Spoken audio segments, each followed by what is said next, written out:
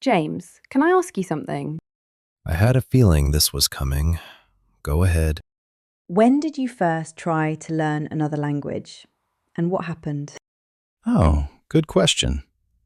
I started learning Spanish when I was about 22. I was living in New York, and I had a lot of Spanish-speaking colleagues at work. I wanted to connect with them properly. So I bought a course. I studied every evening for about 3 months. And how did it go? Well, for 3 months I was learning a lot. New words every day, grammar exercises, vocabulary lists. I felt like I was making real progress. But then one day my colleague Carlos turned to me and said something in Spanish, a simple sentence, and my mind went completely blank. All those months of studying, and I could not say a single word back to him. Ha! What did you do? I smiled, nodded, and said, "Sí," which I think means yes. Ha! And did it work? He laughed and switched back to English. But that moment taught me something I have never forgotten, What was that? that studying a language and speaking a language are two completely different things. And I had been doing one of them for 3 months without ever doing the other. And that is exactly why we are here today. I am Sophie. And I am James. Welcome to Talk English Daily, your place to learn real English through real conversations. Today's episode is about something that affects every single English learner at some point in their journey. The question of why so many people study English for years and still never feel truly fluent. And more importantly, what to do about it. If you are walking right now, or making a cup of tea, or sitting on the bus on your way to work, this conversation is for you. Just listen. Let the English wash over you. And by the end, I think you will see your English learning journey in a completely different way. Sophie, let me ask you something. In your experience as an English teacher, what is the most common thing you hear from learners who feel stuck? Without any doubt, it is this sentence. I will speak more when my English is better. Ah, I know that sentence very well. Almost every learner says it at some point. I will speak when I feel ready. I will have a conversation when I know more vocabulary. I will try when I'm less nervous. And the problem with that sentence is that the moment never comes. Because you are waiting for confidence before you take action. But confidence does not arrive before action. It arrives because of action. Exactly. And this is perhaps the most important thing I have ever said to a student. You do not become confident in English and then start speaking. You start speaking and confidence follows. It works in that order, always. I think about my Spanish experience when I hear this. I spent 3 months waiting to feel ready to speak, and I never felt ready because I never practiced speaking. So when the moment came, I had nothing. And the learners who progress fastest are almost never the most talented. They are the ones who are willing to feel uncomfortable, willing to make mistakes, willing to say the wrong word or use the wrong tense, and keep going anyway. Which leads us to the second reason so many English learners never reach fluency. And this one is closely connected to what you just said, Sophie. Most learners study English, but they never actually use English. This is such an important distinction. There is a big difference between learning about English and learning to use English. Think about it this way. Imagine someone who wants to learn to swim. They read every book about swimming. They study the technique. They understand the theory perfectly, but they never get in the water. They would not be a very good swimmer. No, they would know everything about swimming and be able to do none of it. And this is exactly what happens to so many English learners. They know the grammar rules perfectly. They have hundreds of vocabulary words memorized. But when someone speaks to them in English, the words simply do not come. Because knowing and doing are two completely different things. Your brain stores language differently when you use it compared to when you study it. Exactly. When you have a real conversation in English, even a short one, even an imperfect one, your brain encodes that language in a completely different way. It becomes usable, accessible, ready to come out the next time you need it. So the practical lesson here is not to study less. It is to balance your studying with regular speaking. Even if that speaking is just talking to yourself in English while you make breakfast. Or describing your day out loud in English on your walk home. Or reading English sentences aloud instead of silently. Using your voice. That is what makes language stick. I want to ask you about something else, Sophie, because I think there is another reason that people plateau, and it is one that I see even in myself sometimes. The comparison trap.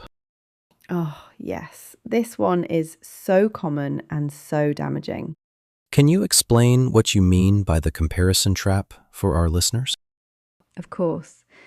The comparison trap is when a learner watches someone who speaks beautiful, fluent English, maybe a YouTuber, maybe a colleague, maybe a friend, and thinks to themselves, I will never sound like that.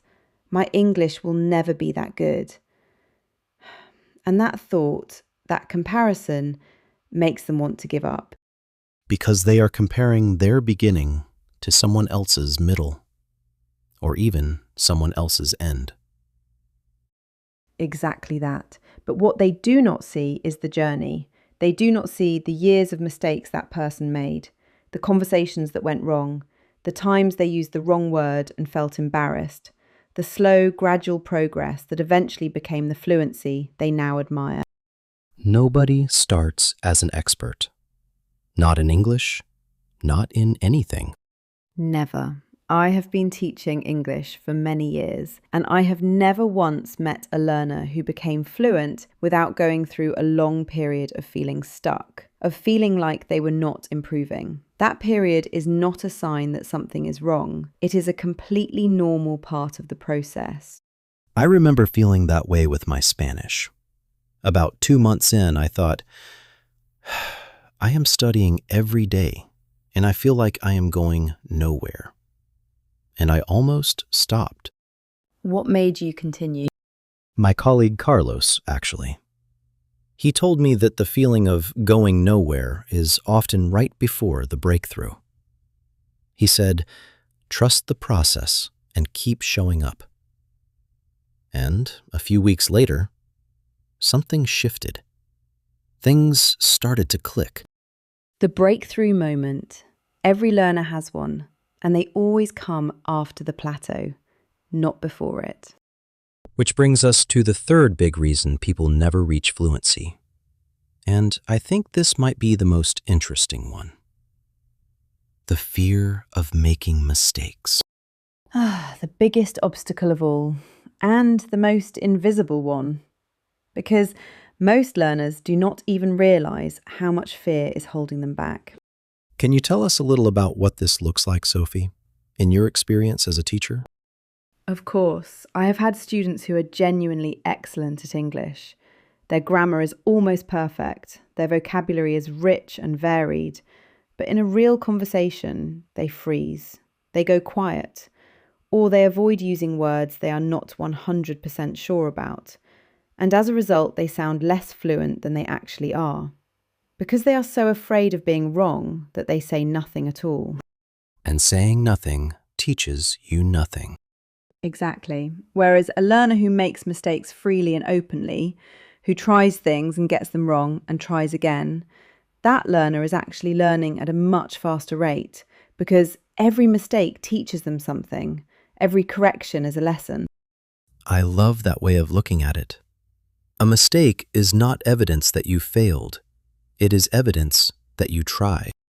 And here is something I always say to my students that I want to say to everyone listening today. Native English speakers make mistakes too, every single day. We use the wrong word, we forget the right phrase, we speak too quickly and have to correct ourselves. The difference is we do not stop. We do not freeze. We just keep going. The goal is not to be perfect. The goal is to keep moving. Now, James, I want to give our listeners something very practical because I do not want this episode to just be interesting. I want it to be useful.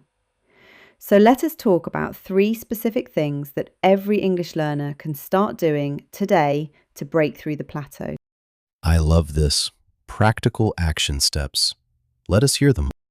The first one is this: speak before you feel ready. Do not wait until your English is perfect. Do not wait until you know enough vocabulary. Start using the English you already have today, right now.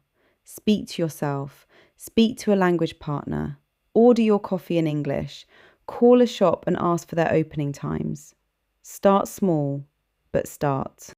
And every time you do it, it will feel slightly less difficult than the time before. That is exactly right. The first time is the hardest. The second time is easier. The 10th time starts to feel almost natural. The practice creates the confidence, not the other way around. What is the second thing? The second thing is fall in love with your mistakes. Instead of hiding from the moments when your English goes wrong, notice them, learn from them, be curious about them. When you say the wrong word, find out the right one. When someone corrects you, feel grateful, because that correction is a free lesson that you will never forget. I think about the best language learners I have ever met, and they all have this in common. They treat mistakes as information, not as failure. Perfectly said, James. And the third thing is, compare yourself only to yourself, not to other learners, not to native speakers, not to that person on YouTube who speaks 5 languages, only to who you were last month, last year, on the first day you started learning. And I think when people do that honestly, they are often surprised by how far they have actually come. Almost always, progress in language learning is slow and gradual and sometimes invisible in the day-to-day. But when you look back over months or years, the difference is remarkable. And that difference is proof that you are doing something right. Sophie, before we get to our vocabulary section, I want to ask you one final question. Of course. If you could say one thing, just one, to an English learner who is listening right now and who is feeling stuck, who feels like they have been trying for a long time and not getting anywhere, what would it be? Just one thing, I would say this: the fact that you are still here, still listening, still trying, that already makes you different from most people who started learning English and gave up. The learners who become fluent are not the most talented ones. They are the ones who keep showing up, day after day, even when it feels hard, even when progress feels invisible, even on the days when they feel like giving up. They keep showing up, and so do you. Keep going. That is beautiful, Sophie. And I think every single person listening today needed to hear that. Now, vocabulary time. 5 words from today's conversation that you can use in your own English immediately. Word 1, plateau. A plateau is a period when you stop improving, when progress feels flat and slow. Many English learners reach a plateau after about 1 or 2 years of studying. It feels like going nowhere, but it is a normal part of learning. You say, I feel like I have hit a plateau with my English. I am studying but not improving. Repeat after me. Plateau. Plateau. Word 2. Confidence. Confidence is the feeling of believing in your own abilities, trusting yourself. She speaks with real confidence. He has grown in confidence since he started practicing. Confidence comes because of action, not before it. Repeat. Confidence. Confidence. Word 3. Fluent. Fluent means being able to speak a language easily and naturally without stopping or struggling. My goal is to become fluent in English. She is fluent in 3 languages. Repeat. Fluent. Fluent. Word 4. Obstacle. An obstacle is something that makes progress difficult, a challenge in your path. The biggest obstacle for most English learners is the fear of making mistakes. He overcame every obstacle on his way to success. Repeat. Obstacle. Obstacle. And word 5. Progress. Progress means moving forward, getting better over time, improving. Progress is more important than perfection. I can see real progress in my English this month. Every small step forward is progress. Repeat. Progress. Progress. 5 important words. Plateau. Confidence. Fluent. Obstacle. Progress. Use them this week, in a sentence, in a conversation, or even just out loud to yourself. That is how they become part of your natural English. Before we finish today, I want to leave you with one thought. Imagine yourself 1 year from now. You have kept going with your English every single day. You kept speaking even when you were nervous. You kept trying even when you made mistakes. You kept going even when progress felt invisible. Where might your English be 1 year from today? That is such a powerful question, because the honest answer is so much further than you think. Language learning is slow and then suddenly fast, invisible and then suddenly visible. And the only thing that determines whether you reach that version of yourself 1 year from now is whether you keep showing up today. And today, you showed up. You listened. You stayed. And that means something real. Thank you so much for spending this time with us today. If this conversation helped you, please subscribe to Talk English Daily for new episodes every week. And write in the comments, tell us one thing you are going to do differently in your English learning after today. One small thing. I am James. And I am Sophie. Keep going, keep speaking, and remember, fluency is not a destination you arrive at one day. It is something you build one conversation at a time. Goodbye, everyone. Goodbye. And remember, the only English learner who never improves is the one who stops trying.